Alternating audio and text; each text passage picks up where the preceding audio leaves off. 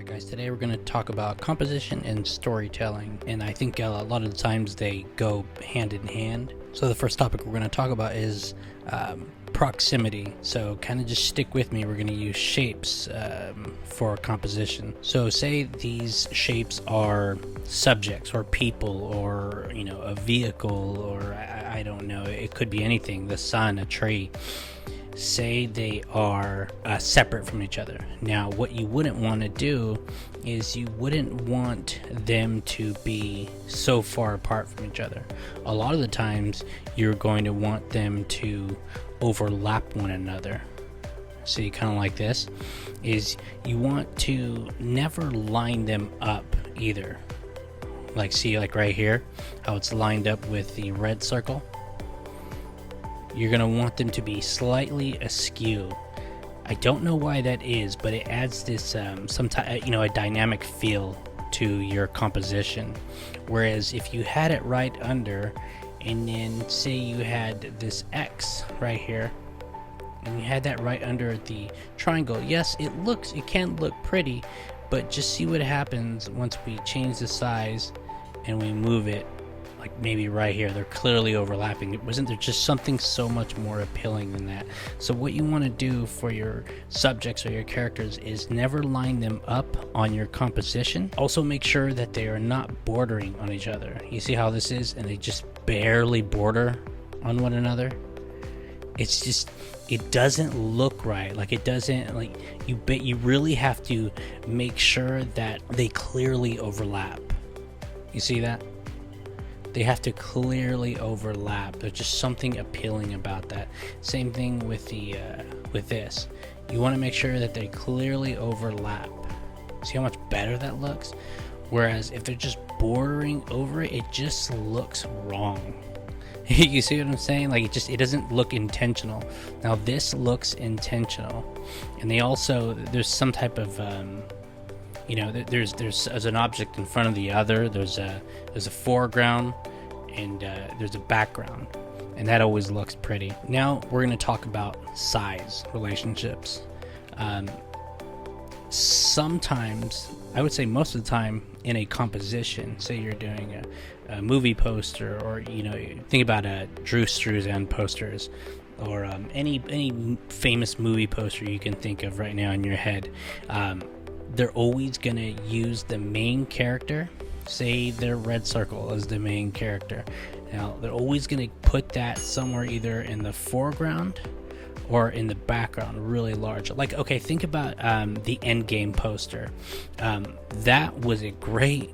those posters were some of the coolest posters, or the Thor Ragnarok poster. That was amazing.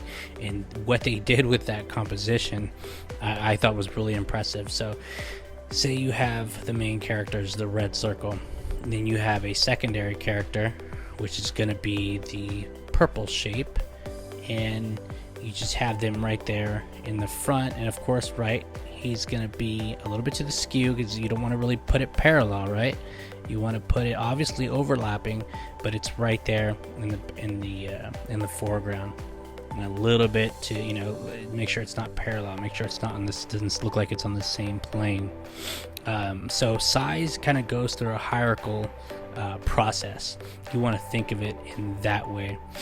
And then say the second most important character is the X, so you put that kind of like right there. See how these kind of work together? Always think of size as importance and less importance. Everything is going to be important to the composition, but just think of it as some things are just less important than the other. So say that's another thing right there. The green triangle is probably going to be like the smallest part in the movie. You know what I mean? We want to make sure that or the illustration or the story or the painting, that is not so important. The focal point is maybe the red circle and the X. So always make sure that you're keeping aware of size relationships in your composition. Now, number 3 I want to talk about is color. Color is a big one. it's obviously an obvious one, but a lot of the times colors usually equal good or bad, as in red is bad, right? Red is the baddie, and blue is the good, or maybe green is the good. Green can signify nature and good, or it can also signify kind of a mystery, or could also signify something supernatural and ethereal, depending on the context of the story and the details of the story. The colors should contrast each other. Say you have a red character, right, who's wearing a red color, and then you have a person who is maybe dressed in orange, and then you say you have a character that's dressed in orange, and you place that character right near the character in red. It's going to clash. You want to make sure you separate that. Maybe you separate it with another color, or maybe you put that character on the other side, or maybe there's some type of lighting that you put in between them in order to separate that. You really have to pay attention to colors clashing, and so contrast is always good. And again, these rules can always change. It just depends on the scenario and the composition, and again, the details of your story. Color, remember, should always contrast is always good. I don't think it's ever bad, so use a lot of contrast in color. And the fourth tip is I want to talk about direction, and you can recognize a lot of these words I'm using to describe these tips. They come from graphic design, a lot of them do. So with the direction, what I mean is the direction of your subject. So say say someone has like a long staff, or maybe they're just a certain shape to this subject. Sometimes you want to point that subject in the direction of another subject, because that's going to add some flow. You're going to have these shapes just moving towards the next subject in your composition, and that gets the eye to kind of follow through that composition, so they don't really miss anything in the piece. What's the whole point of doing your painting or your illustration? What's the whole point of making it look good if the whole focal point is just one like red big old character right over here, and it's way over by the side? You want that whole piece to flow. You want all those subjects to get to get your attention, to get your focus at one point or another, as long as they move along that illustration. They're looking at that illustration.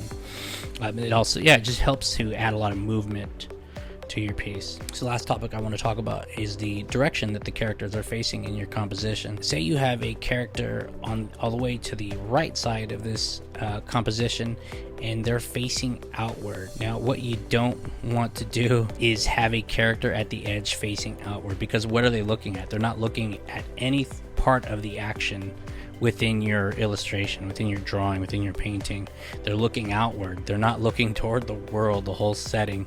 What you want to do is you want to make sure to avoid that. You want to flip them around, make sure they're looking at all the action, or maybe they're looking at the viewer, but you never want them to face outward. It just looks wrong. This works in every medium. It's just, they're just not part of that world anymore. You know what I mean? You have to make sure they're facing toward the canvas at all times, because they do become removed from that illustration. I don't know what it is, but if you look at any illustration or any composition or any movie poster, you'll know what I'm talking about. They're always facing in the action. They're in that world. Alright guys, that about does it for me. If you liked this video, and if you want to see more art tutorials, go ahead and follow me here, and don't forget to follow me on Instagram. I'll see you next time.